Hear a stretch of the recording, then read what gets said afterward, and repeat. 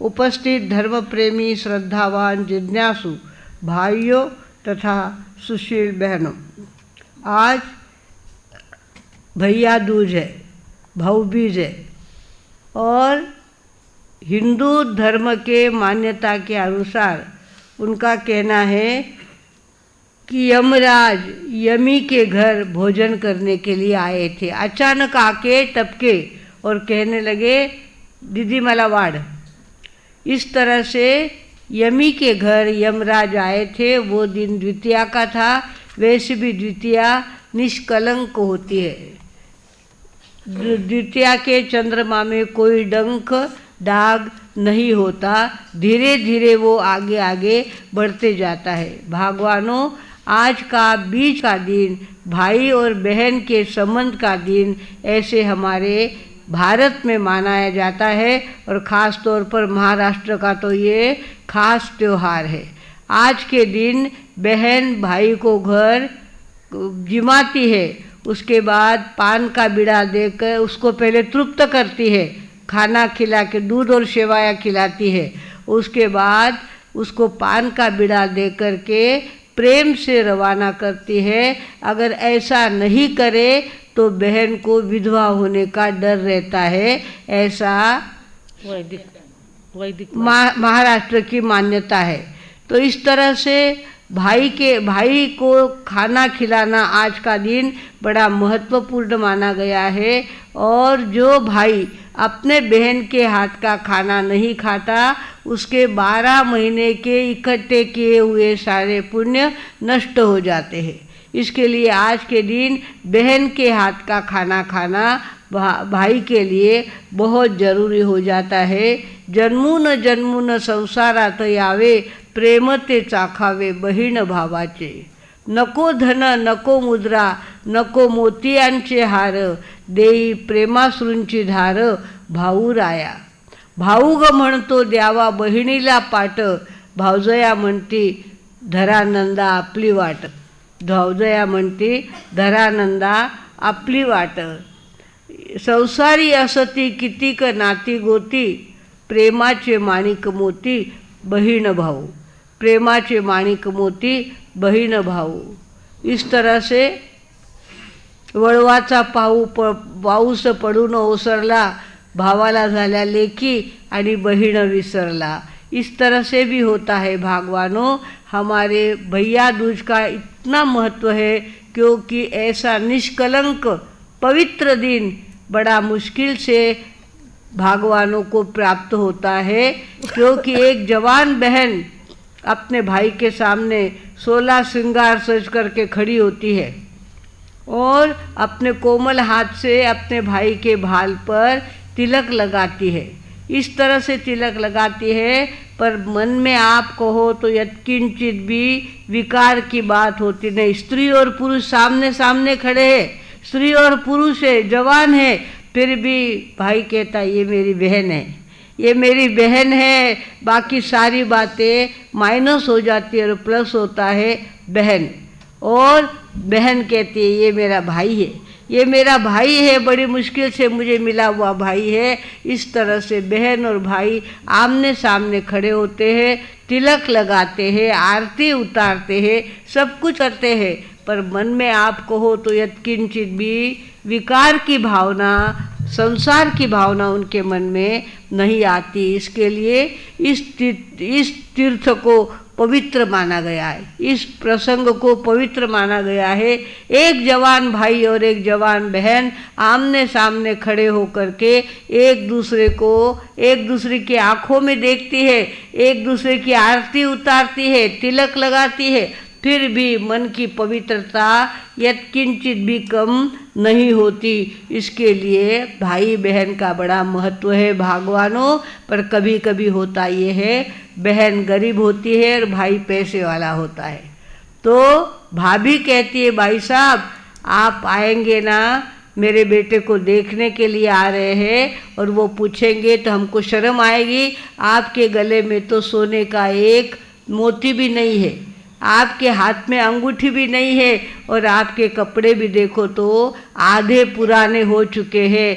आप तो थोड़े देर से आना, लोगों का खाना हो जाएगा तब आप आना। इस तरह से श्रीमंत भाभी बहन का अपनी ननद का अपमान करती है। और कुछ ऐसे होते हैं, श्रीमंत बहनें होती है और भाई आता है तो कहता भैया अभी तू नहीं आना, हमारे घर में बहुत बड़े बड़े लोग आने वाले हैं और वो पूछेंगे तो मुझे कहना पड़ेगा ये मेरा भाई है, तो मुझे शर्म आएगी। इसके लिए तू क्या करना, देर से आना, जल्दी मत आना। कभी कभी दोनों भाई और बहन दोनों पैसे वाले होते हैं, वो कहता है मैंने ऑडी गाड़ी लाई है, वो कहता है तू, वो कहती है मैं BMW। देखो इस तरह से एक दूसरे में कंपटीशन होता है जो दोनों पैसे वाले होते हैं। और दोनों गरीब होते हैं तो दोनों कहते हैं ना तो मेरे पास आने का किराया है और ना तेरे घर में मेरा कोई सम्मान है, मैं आ नहीं सकती। इधर बहन भी आना नहीं चाहती। इस तरह से गरीब भाई हो तो भाई कहता है तेरे ससुराल वाले बहुत पैसे वाले हैं, मैं तेरे घर नहीं आऊँगा। ऐसा भी होता है भगवानों, कई उसके भांगे होते हैं, कई उसके भेद प्रभेद होते हैं। और आखिर बहन भाई का नाता कुछ भी हो वो कहीं जाता नहीं है। वो मेरा भाई है इतना तो कहना ही पड़ेगा, चाहे जैसी परिस्थिति हो, चाहे जैसा प्रसंग हो, पर भाई बहन को भूलता नहीं और बहन भाई को भूलती नहीं है भगवानों। इस तरह से ये भैया दूज का नाता निभाना अपने आप में एक तपस्या है, एक कसौटी है, एक बहुत बड़ा कार्यक्रम है भगवानों कि भाई को अपने घर बुलाना और उसको खाना खिलाना। अपने घर बुलाओ या उसके घर बहन जाए तो भी कोई फर्क पड़ता नहीं है। उसके घर जा कर के खाना खा के आती है बहन तो भी चलता है भगवानों। इस तरह से कुछ भी हो, संसार और पियर दोनों के अंदर बहुत अंतर होता है। शादी होने के बाद लड़कियों को पता चलता है अरे बाप रे ये संसार ससुराल ऐसा होता है क्या। मुझे लगता है ससुराल यानी गहने पहनना, नटना थटना और घूमने जाना, इतना ही हमारा कार्यक्रम है। पर यहाँ तो संसार कहने के बाद बहुत सारी बातें अपने जीवन में दुख को बुलाने वाली होती है। अरे संसार संसार दोन जीवांचा विचार, देखो दुःखाला होकार आणि सुखाला नाकार।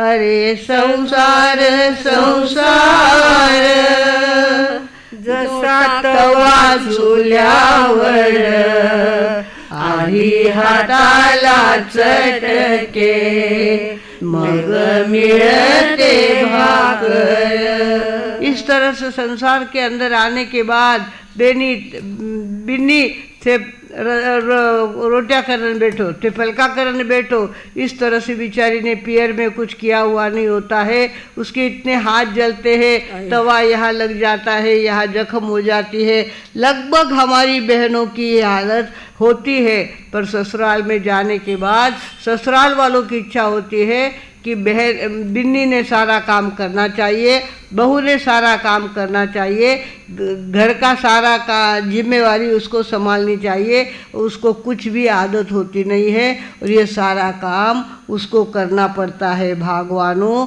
इस तरह से हमारे ज़िंदगी के अंदर भाई भी दूज ये बहुत बड़ा त्यौहार आता है।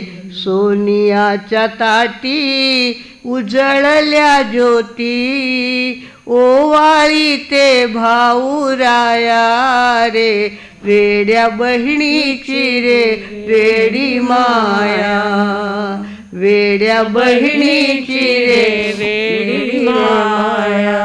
9 लाख दिवे निळ्या भाळी, 9 लाख दिवे निळ्या भाळी, वसुधराबाई चंद्रा ओवाळी, चंद्रवासुरेला सखारे भेटला, पाठीशी राहू दे छाया रे, वेड्या बहिणीची रे वेडी माया, वेड्या बहिणीची रे वेडी माया। हमारे भगवान महावीर का निर्वाण अभी परसों ही हमने मनाया है। भगवान महावीर निर्वाण को पहुँचे और नंदीवर्धन इतने ज़्यादा उदास हो गए, मेरा भैया गया, मेरा भैया गया, उसके बिना मैं कैसे रहूँगा। इस तरह से वो विलाप करते नंदीवर्धन भगवान महावीर के बड़े भाई, और उस समय उनकी बहन होती है सुदर्शना। वो आती है और कहती है भैया वो तो मुक्त हो गए, उनको केवल ज्ञान हो गया था, वे बहुत आगे चले गए हैं। अब उनके नाम से रोना नहीं होता है, उनके नाम से आनंदित होना है। आज तुम्हें मेरे घर आना पड़ेगा और मेरे हाथ का भोजन करना पड़ेगा। हमारे जैनियों में ऐसी मान्यता है कि नंदीवर्धन को सुदर्शना ने अपने घर भोजन खिलाया, वह दिन बीच का था और इसके लिए भैया दूज मनाई जाती है भागवानों। इस तरह से गरीबी श्रीमंती तो दोनों तरफ चलती ही रहती है, पर गरीबी श्रीमंती की बहुत बड़ी सज़ा जीव को भोगनी पड़ती है। बात यह है कि एक माधव नाम का लड़का था, माधव नाम का लड़का था और सर्विस के लिए उसको कपड़े की दुकान में सेठ साहब ने रखा था। उनकी जाति का था वो, उन्हीं के धर्म का था। उसको अपने घर में रखा नौकरी के लिए, नौकरी के लिए रखा। एक दिन क्या हो गया, हिसाब में 5,000 कम आने लग गए। हिसाब देखते हैं तो 5,000 कम आने लग गए। चारों तरफ देखा तो कहीं पैसे नहीं है, 5,000 गए कहाँ। आ जाके आदमी क्या करता है, नौकरों पे डाउट लेता है। तो इस तरह से उनका मन में भी डाउट था कि माधव ने ये कहीं न कहीं, गरीब परिस्थिति है उसकी और उसने कुछ घोटाला किया हुआ है। दूसरे दिन माधव अपने दुकान पे आया, कपड़े की झटक उसने की और गादी हिला करके गादी को झटक कर बिछाने का काम कर रहा था। तो गाड़ी के नीचे पाकिट पड़ा हुआ था, पाकिट पड़ा हुआ था और वो देखा उसने कि इसके अंदर बहुत सारी नोटें हैं। सीधा गया और मालिक के हाथ में ये पैसे गादी के नीचे पड़े थे, तो ये आप लीजिए। सेठ साहब देखने लग गए। अपन ने तो उठाई जीभ और लगाई तालू को, कह दिया कि माधव ने लिए होंगे। माधव देखो कितना ईमानदार है, कितना सच्चा है, उसने पैसे बिना कहे ला के दिए हैं। सेठ साहब को एक ही लड़की थी, एक ही लड़की थी। उनको लगा कहाँ जवाई ढूंढने जाए, अपने जाति का लड़का है, इतना ईमानदार है, इतना अच्छा है, तो इसके साथ मेरे बेटी की सगाई कर देनी चाहिए। गांव के पंचों को उन्होंने बुलाया और कहा कि मेरे मन में ऐसा ऐसा आ रहा है, हमारे घर का नौकर है पर उसको मुझे जवाई बनाना है, वो बहुत ईमानदार है, मेरे 5,000 रुपये मुझे मिल नहीं रहे थे, वो लाके उसने दिए हैं। ऐसा ईमानदार लड़का और कहाँ ढूंढने जाऊँ, इसी के साथ मुझे शादी करनी है। गांव वालों ने स्वीकृति दे दी, बहुत अच्छी बात है, आप बड़े घर के लोग गरीब घर के लड़के को जवाई बनाते हो, इससे बड़ी क्या बात होती है। तो वो सगाई हो गई। सगाई होने के बाद शादी हो गई। पर वो मालती जो थी ना, माधव की धर्मपत्नी, मालती को बहुत अभिमान था अपने पिता का, अपने घर का, अपनी श्रीमंती का। लाड़ भी उसके ऐसे ही हुए थे बचपन से, तो वो बहुत अभिमान में थी और इस तरह से वो अपने आप को बड़ा समझती थी। मैं यानी कौन, और ये तो नौकर है, ये तो कौन है, फालतू है, ये तो गरीब है। इस तरह से उसके मन में बात रहती थी। एक दिन क्या हो गया, दिवाली का भाई बीज का दिन आया और ये माधव जो है दुकान खोल रहा था, दुकान खोल रहा था। उसी गांव में उसकी बहन रहती थी, गरीब बहन रहती थी। उसके कपड़े देखो तो ऐसे फटे हुए थे, इतने कदूनी साड़ी थी उसके, और वो वहाँ से जा रही थी। उसने देखा आज मेरी बहन मुझे दर्शन दे रही है सवेरे और आज भैया दूज है, तो उसने क्या किया, कपड़े की दुकान थी उनकी, एक साड़ी 9 गज की निकाली और साड़ी क्या कर दी, ताई इकडे ये आणि ही साड़ी घेऊन जा। इस तरह से साड़ी अपने बहन को दे रहा था। उस समय वो अभिमानी लड़की दुकान पर आई। उसने कहा वाह वाह वाह, हे चांगलं केलंय, अशी दुकान तुम्ही लुटवायला लागले तर बघता बघता दुकान खाली होऊन जाईल। माझ्या वडिलांनी एवढी मेहनतीने श्रीमंती वाढवलेली आहे, ती कमी करायला तुम्ही आले का इथं? तुम्ही असे कपड़े वाटायला लागले तर कसं चालेल? इस तरह से उसने खूब बड़बड़ करी। बहन तो निकल गई थी और भाई ने सारी ये बातें सुनी, पर अब करता क्या, उसके घर में तो हमेशा के लिए गरीबी थी, माँ बाप गरीब थे, बहन गरीब थी, सारा वातावरण गरीबी का था।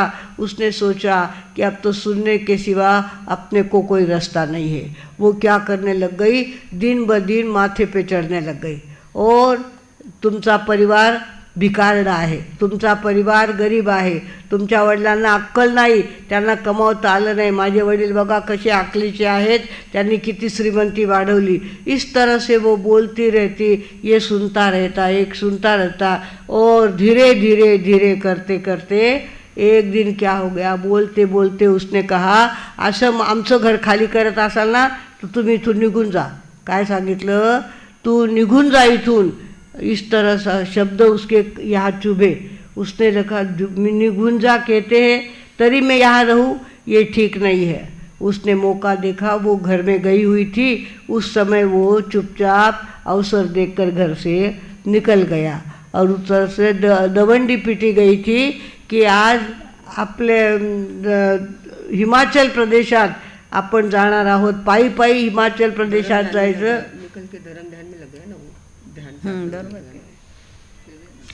तो इस तरह से उसने कहा हिमाचल प्रदेश में जब लोग जा रहे हैं तो मुझे भी जाना चाहिए। यहाँ रहकर रोज़ के इतने बोलने खाओ, टोला शब्दांचा टोला आणि पोटाला भाकरी, ह्याला काय जेवण म्हणतात का? त्याच्यापेक्षा आपण गेलेलं बरं। इस तरह से करके उसने क्या कर लिया, दवंडी में उस यात्रा में अपना नाम लिखवा दिया और यात्रा के साथ पैदल चलने लग गया। हाथ में झंडा ले लिया और पैदल चलते चलते वो कहाँ पहुँच गया, हिमाचल प्रदेश में। अपने हिमाचल प्रदेश का कौन सा,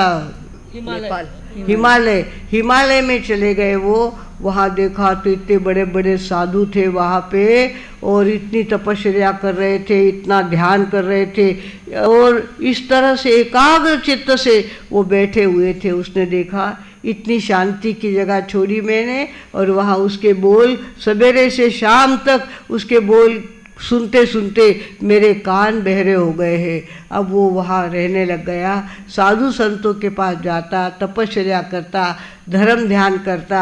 लोग कहते इस तरह से ध्यान किया जाता है, वो ध्यान में बैठ जाता। उसका ध्यान घंटा घंटा ध्यान लगता था, और ध्यान के बाद इतना आनंद उसको आता था कि कहाँ मैं कबाड़े में पड़ा था और कहाँ यहाँ आनंद है। देखने को तो ना ओढ़ने का पूरा है, ना बिछाने का पूरा है, ना खाने की कोई व्यवस्था है, फिर भी इतना ज़्यादा आनंद मुझे आ रहा है।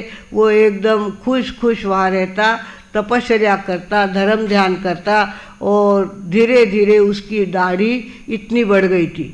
वहाँ तो कोई नाई मिलता नहीं, कोई सुविधा थी नहीं हिमालय में। इस तरह से वो धीरे धीरे वहाँ पर रहने का आदी हो गया।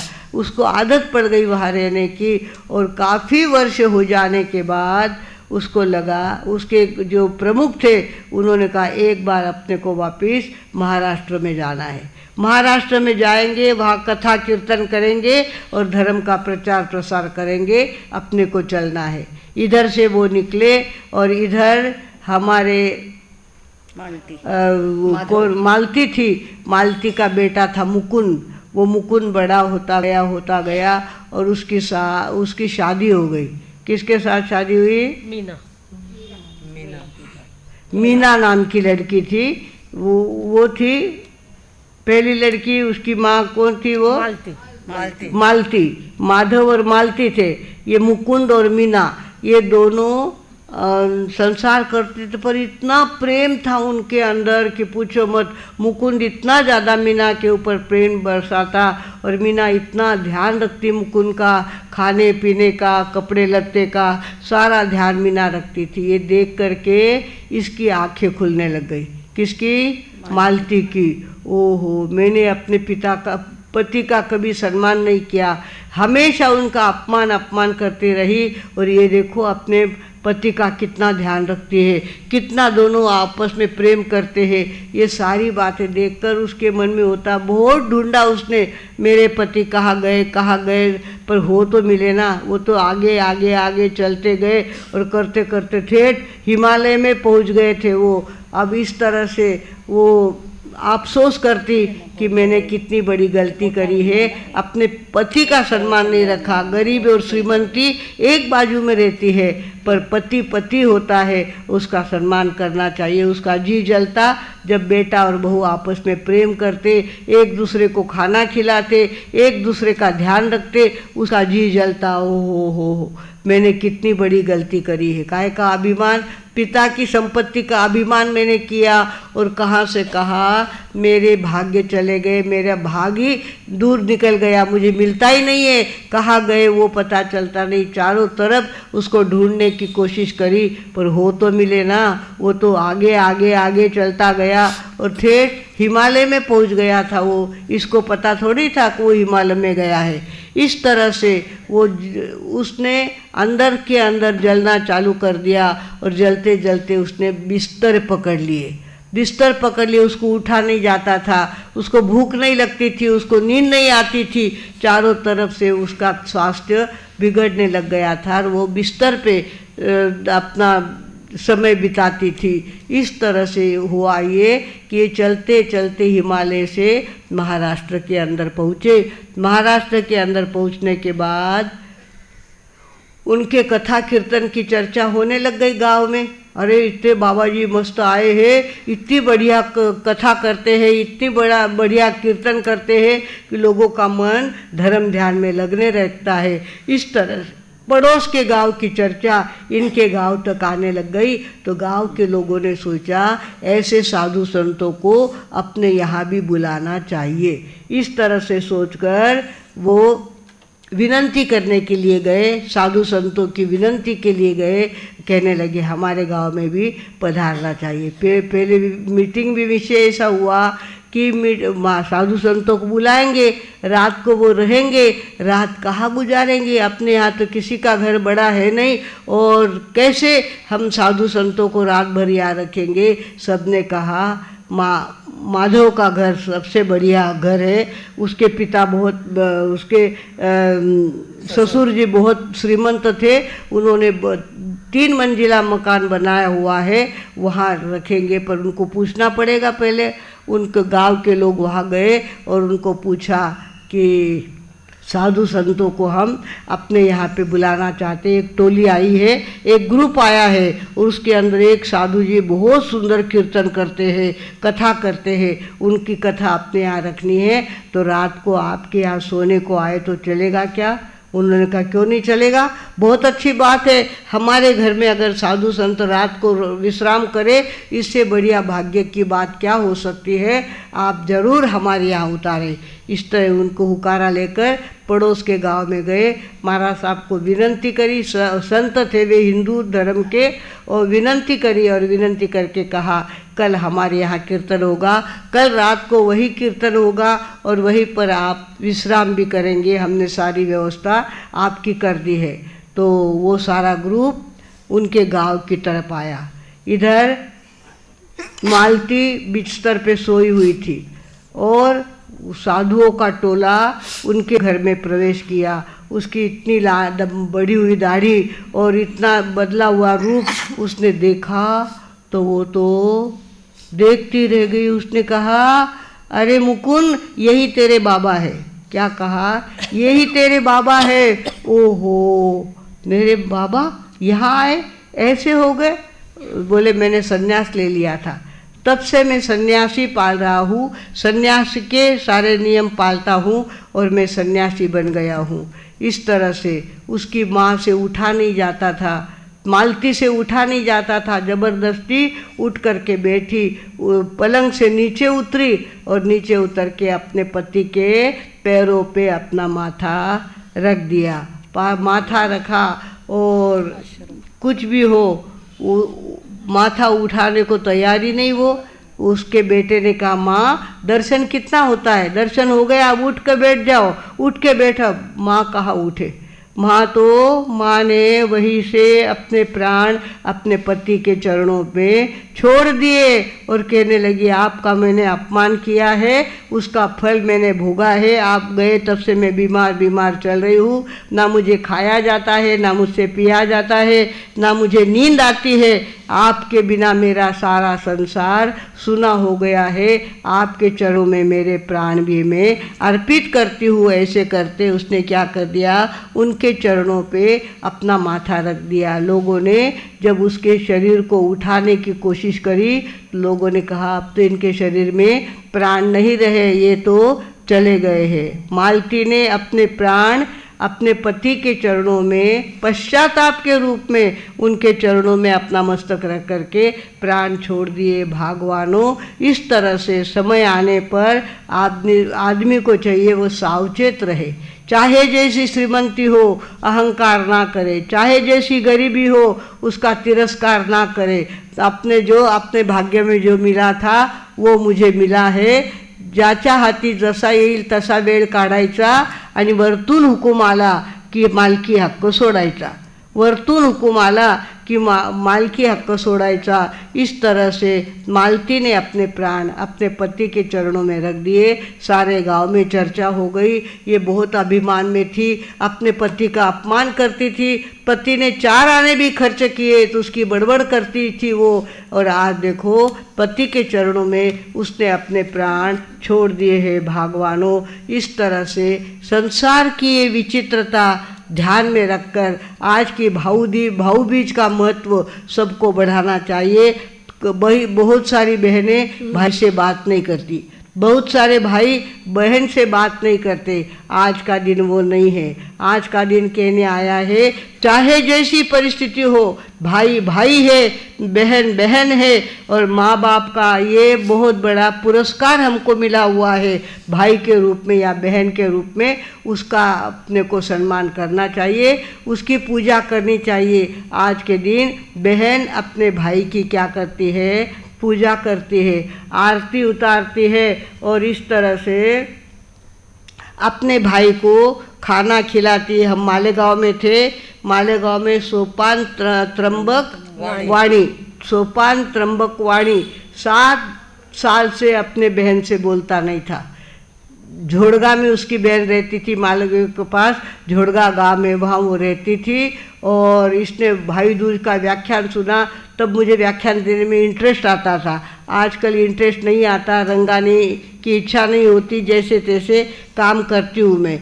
तो इस तरह से उसने जब भाई दूज का व्याख्यान सुना, सीधा उठा, एसटी में बैठा और सीधा कहाँ पहुँचा, अपने बहन के यहाँ झोड़गा में पहुँचा और कहना, ताई मला वाढ, तुझ्या हातच्या दूध शेवायाचं जेवण मला आज करायचं आहे। वो देखती रह गई।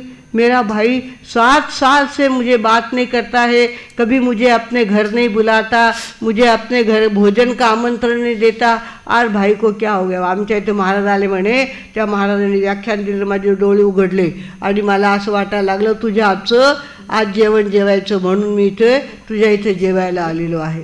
भगवानों, आज है वो सोपान त्र्यंबक वाणी, आज भी है। इस तरह से भगवानों, बहन की कदर करने वाला भाई होना चाहिए, भाई की कदर करने वाली बहन होनी चाहिए। इस तरह से हमारा काम है कि हम अपने जीवन में भाई बहन का सम्मान ना भूले।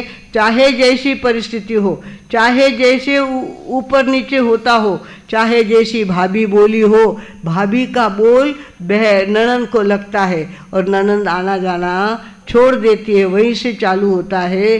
भाऊगा म्हणता द्यावा बहिणीला पाट, भाऊ ग म्हणतो द्यावा बहिणीला पाट, भाऊजया म्हणती धरानंदा आपली वाट, धरानंदा अपनी वाट। और जब बहन आने वाली होती है तब से वो अपने पति के कान भरती है. बाई सांगलाई जो मती बेला काही बाई सांगलाई जो मती बेला काही घना पंचायत्या करे आपल्या घरी आयने आपलो घरी घडी बैठेरी खोल देवे घड़ी आणि उगच बाई सांगलाई जो मती वो कहती है मती लाओ म्हारा राज बाई साने मती लाओ म्हारा राज बाई साने. ननंद बाई आवे साथे टाबरियाने लावे घर छोटो पड़ जावे मती लाओ मारा राज बाई साले. छोरा पहले क्या ऐसा रिवाज था कि बहन पियर में आने के बाद डॉक्टर का बिल भी उसने भरना, कपड़े लत्ते उसने कोई भी खरीदी किया है वो भी सारा भाई ने बिल देना. इस तरह का रिवाज था पहले. आजकल तो सारे होशियार हो गए हैं, अपना अपना खर्चा खुद करते हैं, भाई के ऊपर बोझा नहीं डालते. Page number 174 174. छोरा रे सूट सिलावे छोऱ्याने ड्रेस मंगावे खर्चो घणो बढ़ जावे मती लाओ मारा राज बाई साने.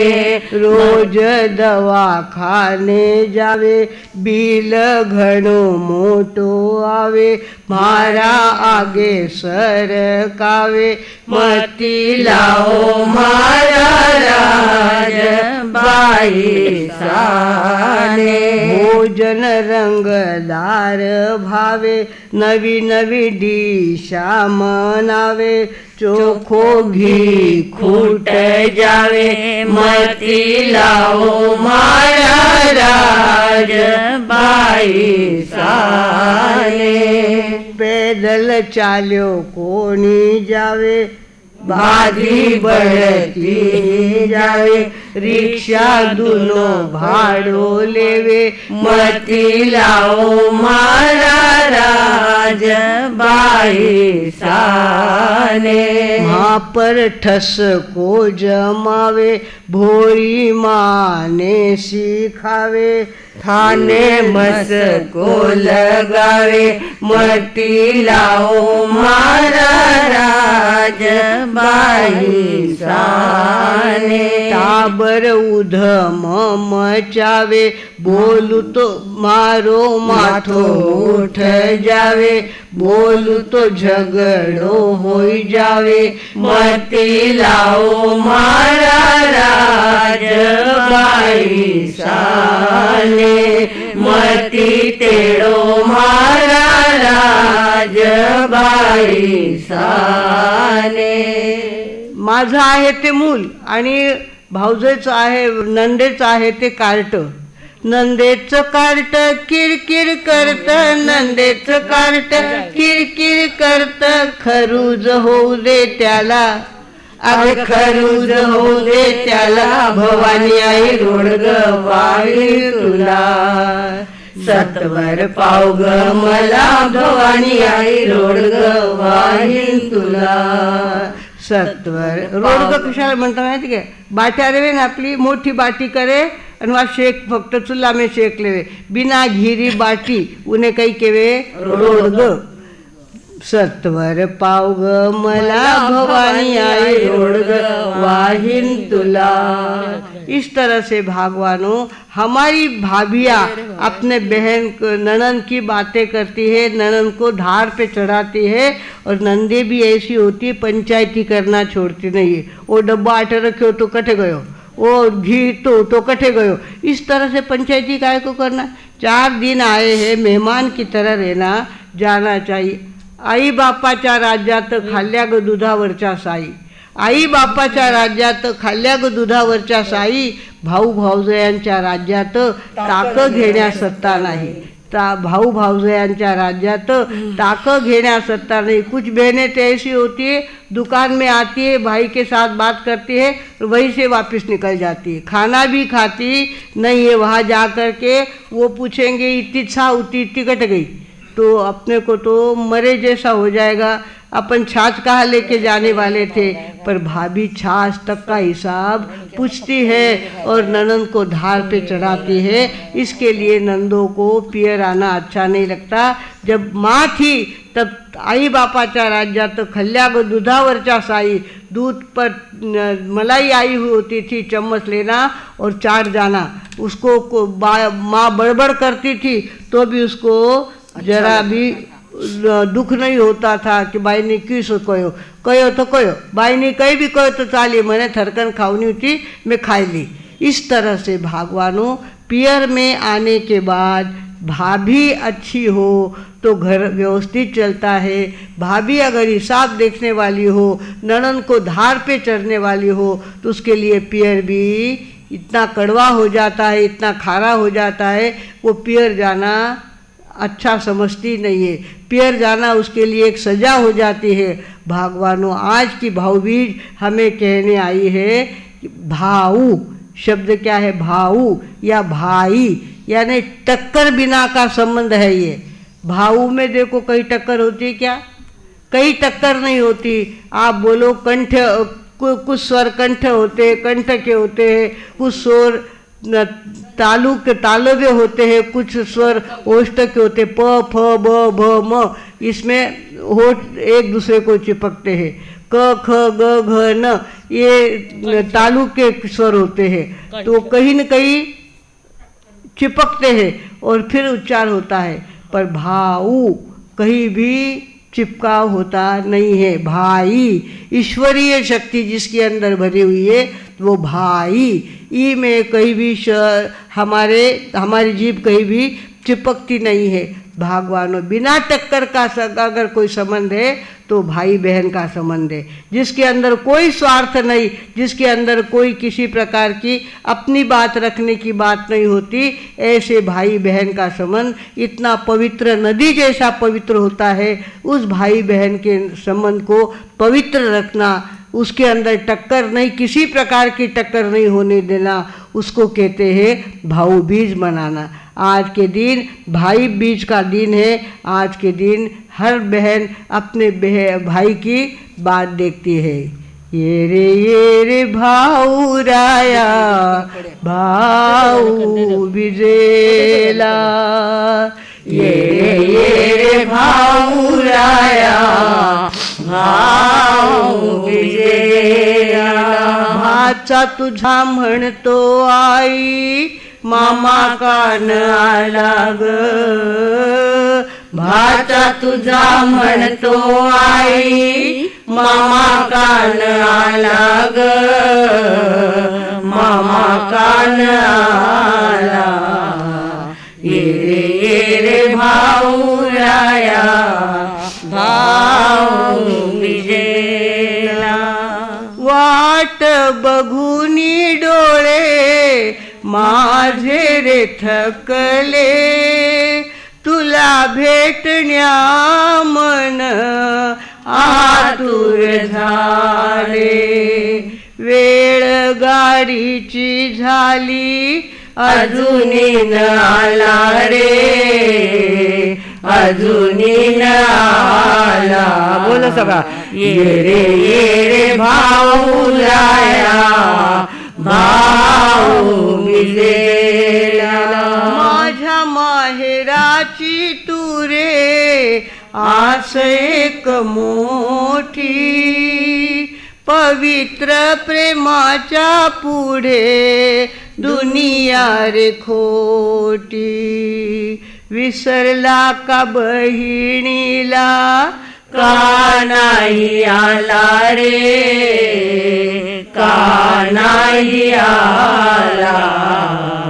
ये रे भाऊ राया भाऊ बिजेला। वहिनीच्या नादात विसरला मला रे, लेकी झाल्या नको आता बहीण तुला रे। भावाच्या नावाने मला गहीवर आला रे, गहीवर आला, ये रे भाऊराया भाऊ बिजेला. नवस करीन मी माझ्या दैवताला, सुबुद्धी तू दे रे देवा भाऊरायाला.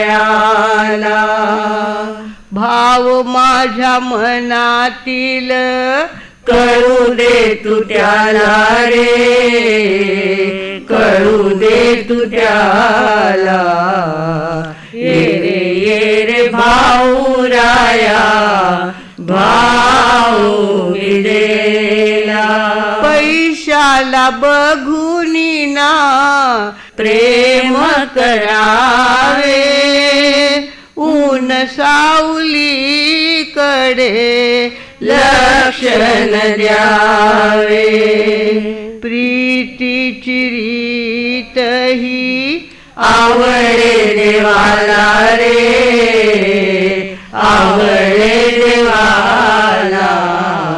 ये भाऊराया भाऊ बिजेला.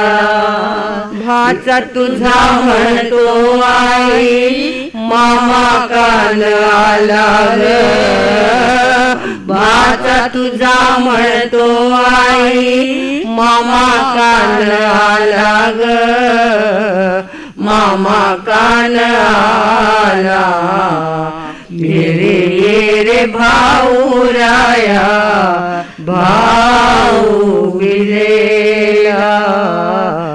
ये रे भाऊराया भाऊ बिजेला. इस तरह की आज की हमारी भैया दूज हमने अपने ढंग से देखने का प्रयास किया है. भागवानों, आज अगर आपने अपने भाई बहन का अबोला कम नहीं किया तो जिंदगी आपको माफ़ कभी नहीं करेगी.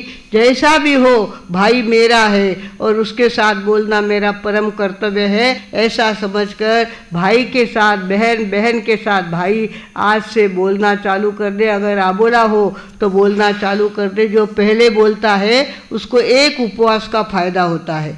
एक उपवास करके जो फायदा होना चाहिए वो फायदा पहले बोलने वाले भाई या बहन का होता है. आज के दिन अपना अबोला छोड़ेंगे, सच्चे अर्थ में भाई दूज को मनाएंगे. इसी सद्भावना के साथ अब मैं विराम लेती हूँ. ओम शांति.